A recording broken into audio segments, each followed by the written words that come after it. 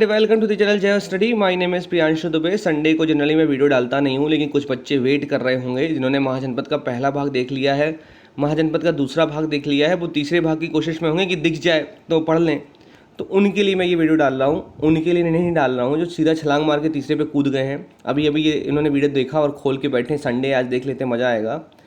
तो पहले जाके महाजनपद का पहला भाग देखिए, उसके बाद महाजनपद का दूसरा भाग देखिए, उसके बाद इसको देखिए, तब आपको सब कुछ समझ में आएगा।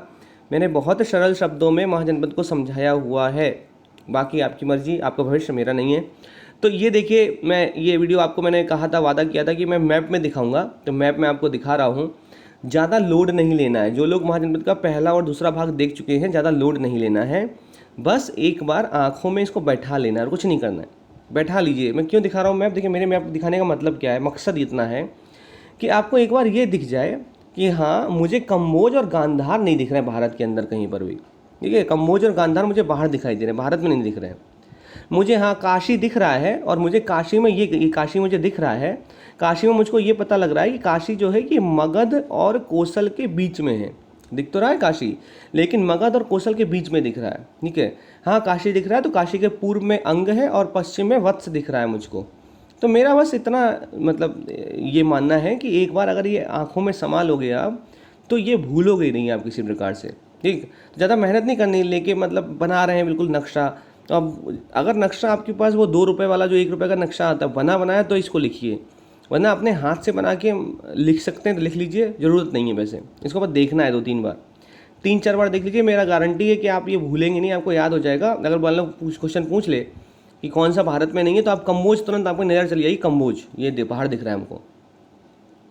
तो जो बच गए हैं, अच्छा एक और चीज़ देखिए, समझिएगा। जो 15 महाजनपद हैं, उन 15 जो टोटल 16 महाजनपद है, षोडश महाजनपद हैं।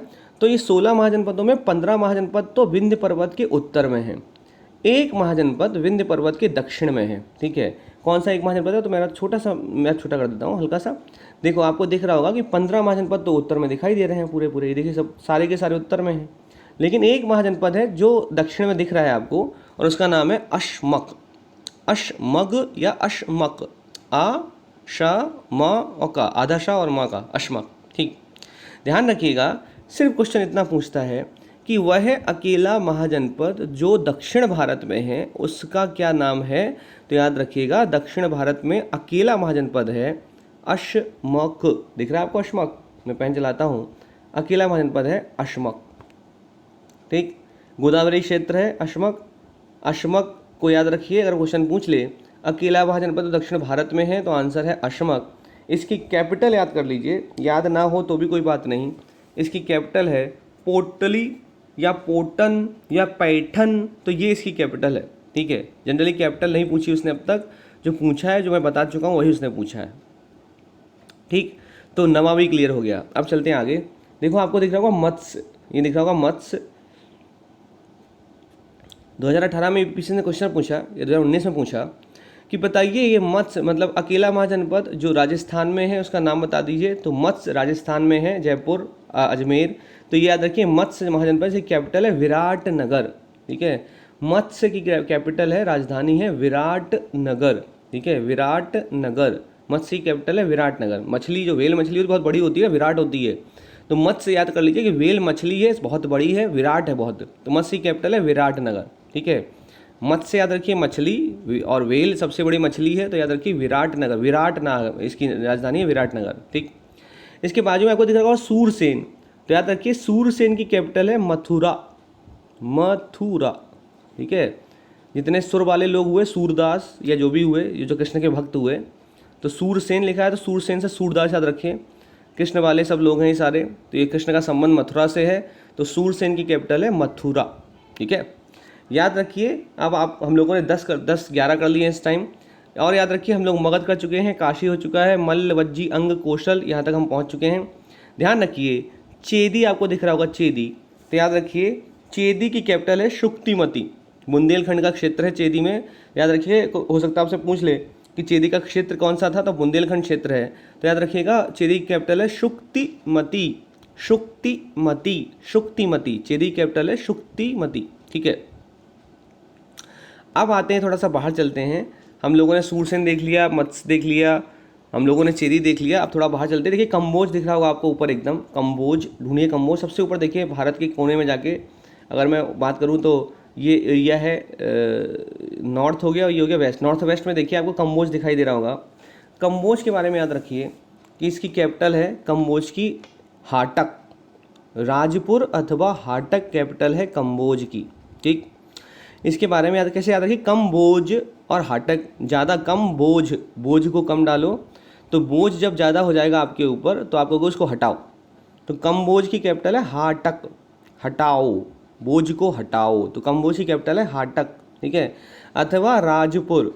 ठीक है, तो इसकी विशेषता क्या थी, तो पहला बात तो ये पाकिस्तान में कम्बोज, दूसरा ये यहाँ पर अच्छे नस्ल के घोड़े पाए जाते थे। तो हर महाजनपद सोचता था, मगध महाजनपद सोचता था कि यहाँ से घोड़े ले आएँ, अच्छे नस्ल के घोड़े हैं, अच्छा नस्ल का घोड़ा होगा तो सेना में अच्छा सुशोभित होगा, अच्छा काम करे, मतलब अच्छे तरीके से वो भागेगा, दौड़ेगा, सब कुछ करेगा। तो अच्छे नस्ल के घोड़े यहाँ कम्बोज में पाए जाते थे।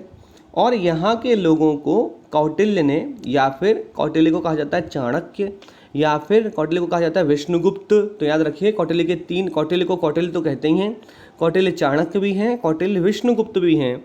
तो ऐसा कहा जाता है कि विष्णुगुप्त अथवा कौटिल्य अथवा चाणक्य ने कम्बोज के लोगों को कहा है वार्ता शस्त्रोपजीवी। वार्ता शस्त्रोपजीवी का मतलब, वार्ता का मतलब पशुपालन, कृषि, शस्त्रोपजीवी का मतलब शस्त्र बेचकर जीविका चलाने वाले। तो कौटिल्य का कहना है कि यहाँ के लोग वार्ता शस्त्रोपजीवी हैं। ठीक है, शस्त्र बेचकर और पशुपालन कृषि करके अपनी जीविका चलाते हैं, ऐसा बोला है। क्वेश्चन पूछ लेगा कि बताइए कौटिल्य ने कहाँ, किस महाजनपद के लोगों को वार्ता शस्त्रोपजीवी की संज्ञा दी, तो आंसर होगा कम्बोज। या क्वेश्चन पूछ लेगा कि बताइए चाणक्य का और क्या नाम दिया, विष्णुगुप्त किसे कहा गया, तो चाणक्य को विष्णुगुप्त कहा गया है। ठीक है, ये याद रखिएगा।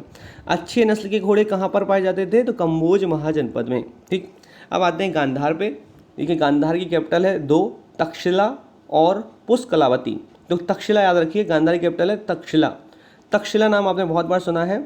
याद रखिए कि जब चाणक्य या कौटिल्य या विष्णुगुप्त की नंद वंश के शासक धनानंद, लोग उसको घनानंद कहते हैं, घनानंद उसका नाम कई जगह मिलता है, लेकिन नाम उसका धनानंद है। धन का व्यसन है उसको, धन की लोलुपता है, धन चाहता है, तो नाम पड़ेगा धनानंद।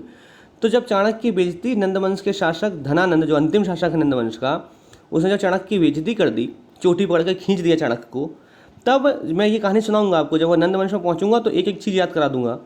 तब नंद वंश ने जब बेइज्जती करी है चाणक्य की, धनानंद ने, तो चाणक्य पहुंचेंगे तक्षशिला और वहाँ पर अपनी शिक्षा देंगे लोगों को। तो याद रखिएगा कि तक्षशिला में चाणक्य पहुँचे हैं, विष्णुगुप्त अथवा कौटिल्य, वहाँ पर उन्होंने शिक्षा दी है। याद रखिए तक्षशिला के बारे में। साथ में मैं आपको बता चुका हूँ कि एक शासक जो गांधार का है, इसका नाम था पुष्कर सारिन। मैं बता चुका था कल ही। पुष्कर सारिन जो कि गांधार का शासक है, इसने अवंती के शासक चंड प्रद्योत को हरा दिया था, है ना। ये हैं पुष्कर सारिन, इन्होंने किसको हराया है, अवंती के शासक चंड प्रद्योत को हरा दिया है। ठीक है, ये क्वेश्चन मैंने कल डाला भी था कम्युनिटी में, वहाँ लोगों ने अटैम्प्ट भी किया है, 100-200 लोगों ने अटैम्प्ट किया है। दिक्कत क्या है ना, जब क्वेश्चन सरल लगता है और सुना हुआ लगता है तो हर कोई अटैम्प्ट करेगा। जैसे कुछ कठिन पूछ दो तो 5 वोट 10 वोट या 50-60 वोट पे सब कुछ रुक जाता है, क्योंकि कठिन नहीं करना चाहते ना लोग, सबको सरल चाहिए हर चीज़। तक्षशिला का नाम, तक्षशिला तो सबको पता होगा कि भरत के पुत्र तक्ष थे, उनके नाम पे तक्षशिला नाम पड़ गया, ऐसा कहा जाता है। तो गांधार की कैपिटल आपको पता लग गई, तक्षशिला अथवा पुष्कलावती दो हैं। लेकिन गांधार में याद रखिए कि यहाँ का शासक जो था पुष्कर सारिन, इसने अवंती के शासक चंद्र प्रद्योत को हरा दिया था। ऐसा भी कहा जाता है कि मगध के शासक बिंबिसार ने अपना दूत भेजा था पुष्कर सारिन के पास। ठीक है, याद रह पाए तो बहुत अच्छी बात, नहीं रह पाए कोई बात नहीं, ज़्यादा लोड नहीं लेना है। तो हम लोगों ने कम्बोज कर लिया, हम लोगों ने गांधार कर लिया, हम लोगों ने मत्स्य कर लिया, सूरसेन कर लिया, अस्मक कर लिया। ठीक है, अब बच गया हमारा कुरु बच गया और पांचाल बच गया। देखिए कुरु की क्या कैपिटल है, ज़्यादा टेंशन लेनी नहीं है। कुरु की कैपिटल है हस्तिनापुर, ज़्यादा इसके बारे में कुछ भी नहीं करना है। कुरु की कैपिटल है हस्तिनापुर। एरिया आपको दिख रहा होगा कुरु का, जो कुरु का एरिया आपको दिल्ली के आसपास एरिया समझ में आ रहा होगा। तो कुरु की कैपिटल है हस्तिनापुर। ठीक है, इससे ज़्यादा लोड ही नहीं लेना है। बाद में वो कहते हैं कि हस्तिनापुर से उसने निचक्षु नाम का एक राजा था, उसने बाद में जब बाढ़ आई तो उसने अपनी कैपिटल कौशाम्बी शिफ्ट कर ली। लेकिन अभी आपको याद रखना है कि कुरु की कैपिटल है हस्तिनापुर। ठीक है, तो कुरु की कैपिटल कुरु कंप्लीट हो गया। अब बचा हमारा एक जिसका नाम है पांचाल। तो पांचाल हम देख लेते हैं। बरेली, बदायूं, पीलीभीत, फर्रुखाबाद वाला एरिया पांचाल है। 2 कैपिटल हैं, एक तो काम्पिल दक्षिण में और अहिछत्र नॉर्थ उत्तर में। तो काम्पिल्य और अहिक्षत्र याद रखिए, काम्पिल्य और अहिक्षत्र। यूपी में क्वेश्चन बहुत आता है कि काम्पिल्य, तो आपको मुझे बताना है कि काम्पिल्य किसका मतलब आधुनिक नाम, मतलब वर्तमान में वो काम्पिल्य कौन सी जगह है, ये आप मुझे कमेंट करके बताइए। साथ में बताइए कन्नौज को क्या कहा जाता था पहले, ये मुझे कमेंट करके बताइए। कन्नौज को पहले कहा क्या जाता था, कि मैं बता दूं, मैं बता भी सकता हूं, लेकिन मैं चाहता हूं कि आप एक बार सर्च करोगे ना तो आपके दिमाग में वो काम्पिल्य और कन्नौज का मतलब पुराना नाम क्या था, ये चिपक जाएगा, है ना। इत्र वहाँ पर बनता है बहुत ज़्यादा कन्नौज में, सबको पता है। कन्नौज में युद्ध हुआ, कन्नौज का युद्ध, जिसे बिलग्राम का युद्ध भी कहते हैं। ये जब हुमायूं पढ़ेंगे तब मैं सुनाऊंगा आपको बिलग्राम के युद्ध की कहानी क्या हुआ था। तो ये सारे के सारे हम लोगों ने कर लिए हैं। विश्वास रखिए महाजनपद का जो भाग 2 है वो बहुत महत्वपूर्ण है। जो वहाँ पर मैंने 8 बताए हैं आपको महाजनपद, वो बहुत महत्वपूर्ण है। और जो आज मैंने आपको 8 बताए हैं उनमें जो आपको याद रखना है वो ये, मत्स्य की कैपिटल याद रखिए कि मत्स्य पूछ चुका है, कैपिटल नहीं पूछी, कैपिटल पूछ लेगा आप आगे जाके। गांधार का शासक मैं आपको बता चुका हूँ, रट गया होगा, पहले भी मैंने बोला है, फिर से बोल दिया है। कंबोज आपको रट चुका होगा, इस टाइम तक कंबोज आ गया होगा, याद हो चुका होगा कंबोज। मैंने बोला बोझ कम, बोझ ज़्यादा होता तो हटाओ बोझ को, तो हटक है कंबोज। गांधार की तक्षशिला ये तो रट गई होगी आपको। सूरसेन मैंने बताया सूरदेश मथुरा। मत्स्य की मैंने बताया मछली सबसे बड़ी विराटनगर। चेदी की मैंने आपको बताया कि चेदी बुंदेलखंड का क्षेत्र है तो इसकी कैपिटल है, चेदी की कैपिटल मैंने बताई आपको शुक्तिमती। ठीक है, बाकी सब हम लोग कर चुके हैं, इससे ज़्यादा नहीं आएगा। जो एक गैस वर्क में मैं मार सकता हूँ वो ये कि इस बार क्वेश्चन आने की संभावना कंबोज से ज़्यादा है। कंबोज या फिर अस्मक, यहाँ से पूछ लेगा वो क्वेश्चन इस बार, ये संभावना हो सकती है। महाजनपद से एक क्वेश्चन आता ही आता है, तो इस मैप को दिल से लगा के एक बार देखना है और समा लेना है अपने दिमाग में, ज़्यादा सोचना नहीं है बस। तो ये आज का वीडियो था। मैं टेलीग्राम ग्रुप की लिंक आपको डिस्क्रिप्शन बॉक्स में दे दूँगा, ज्वाइन करिए उसको। साथ में आपको फेसबुक ग्रुप की लिंक भी दे दूँगा, उसको भी ज्वाइन करिए। टेलीग्राम ग्रुप ज़्यादा से ज़्यादा ज्वाइन करिए क्योंकि वहाँ पर कई सारे नोट्स पढ़ते रहते हैं, तो आपको कई नई नई चीज़ें मिलती रहेंगी। इसका PDF हो सकता है मैं उसमें शेयर कर दूँ, जो मैंने बनाया हुआ है अपने हाथ से वो मैं शेयर कर दूँगा। तो इन्हीं शब्दों के साथ जय हिंद, जय भारत।